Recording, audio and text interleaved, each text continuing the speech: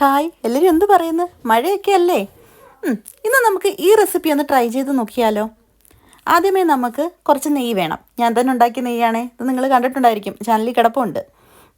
അത് നമുക്ക് ഇതെല്ലാം ഒന്ന് എൻ്റെ ഈ വെർമിസിലി ഒന്ന് റോസ്റ്റ് ചെയ്തെടുക്കണം. പക്ഷേ എനിക്ക് കിട്ടിയത് ഓൾറെഡി റോസ്റ്റഡ് വെർമിസിലിയാണ്. പക്ഷേ ആ ഒരു നെയ്യുടെ ഒരു ടേസ്റ്റും ആ ഒരു മണം എല്ലാം കിട്ടാൻ വേണ്ടി ഞാൻ ജസ്റ്റ് ഒന്ന് റോസ്റ്റ് ചെയ്തെടുക്കുന്നുണ്ട് കേട്ടോ.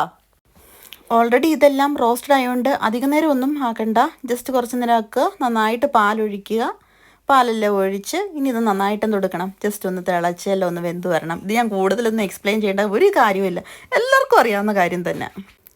ആ വേമസിലി ഒന്ന് വേവുന്ന സമയം കൊണ്ട് നമുക്ക് കുറച്ച് കസ്റ്റാർഡ് പൗഡർ ഒന്ന് മിക്സ് ചെയ്തെടുക്കാം. അപ്പോൾ ഇത് ഞാൻ മിക്സ് ചെയ്തേക്കുന്നതെന്ന് പറഞ്ഞാൽ കുറച്ച് ചെറിയ ചൂടുള്ള പാലിനകത്താണേ, ഒത്തിരി തണുപ്പുമല്ല ഒത്തിരി ചൂടുമല്ല. എന്നിട്ട് നന്നായിട്ട് ഇളക്കി നന്നായിട്ടൊന്ന് മിക്സ് ചെയ്തെടുക്കുക. ഇല്ലെങ്കിൽ നിങ്ങൾക്കറിയാമല്ലോ, ചെറിയ ചെറിയ ലംസ് കാണും. അത് അവോയ്ഡ് ചെയ്യാൻ വേണ്ടിയിട്ടാണ് ചൂട് പാല് തന്നെ നമ്മൾ യൂസ് ചെയ്തേക്കുന്നത്. പാലെല്ലാം നന്നായിട്ട് തിളച്ച് വന്നിട്ടുണ്ട്. അത് വെന്തിട്ടില്ല, കുറച്ചുകൂടെ വേവാൻ ടൈം എടുക്കും. നന്നായിട്ട് നമുക്ക് ഇളക്കി കൊടുത്തുകൊണ്ടേ ഇരിക്കാം. ഈ സമയത്ത് നമുക്ക് ഓൾറെഡി ഞാൻ കുറേ ചൗവരി എടുത്ത് സോക്ക് ചെയ്ത് വെച്ചിട്ടുണ്ടായിരുന്നു.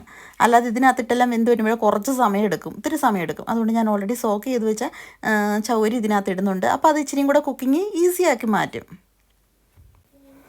ഇനി നമുക്ക് മധുരത്തിന് വേണ്ടി കുറച്ച് പഞ്ചസാര ആഡ് ചെയ്യാം. 2 ടീസ്പൂണേ ഞാൻ ആഡ് ചെയ്തിട്ടുള്ളൂ. ഒത്തിരി ആഡ് ചെയ്താൽ ഹെൽത്തിന് അത് നല്ലതല്ല. പിന്നെ കുറച്ച് ഏലക്ക പൊടിച്ച് വെച്ചിട്ടുണ്ടായിരുന്നു, അതും എടുത്ത് ആഡ് ചെയ്യാം. നല്ലൊരു മണം കിട്ടട്ടെ നമുക്ക്, അല്ലേ? അങ്ങനെ വേമസിലി എല്ലാം വെന്തിട്ടുണ്ട്. നമുക്ക് നമ്മുടെ കസ്റ്റാർഡ് ആഡ് ചെയ്യാം. ആഡ് ചെയ്ത് കഴിഞ്ഞ് തീ ഒന്ന് സിമ്മാക്കുക, നന്നായിട്ട് ഇളക്കിയെടുക്കുക. ഇവിടെ നമ്മൾ ശ്രദ്ധിക്കേണ്ട കാര്യം എന്താണെന്ന് വെച്ചാൽ ഇത് അടി പിടിക്കരുത്. ഇതിലേക്ക് കുറച്ച് നമുക്ക് ഫ്രൂട്ട്സ് എല്ലാം എടുക്കാം, കട്ട് ചെയ്യാം. എല്ലാം കട്ട് ചെയ്തുകൊണ്ടേ ഇരിക്കുകയാണ്. സ്പീഡിൽ പോട്ടെ. അങ്ങനെ എല്ലാം പൊക്കഴിഞ്ഞ് കുറച്ച് ക്രിയേറ്റിവിറ്റി അതിൻ്റെ ഇടയ്ക്ക് ഞാൻ നടത്തിയിട്ടുണ്ട്, കണ്ടിട്ടുണ്ടല്ലോ എല്ലാവരും.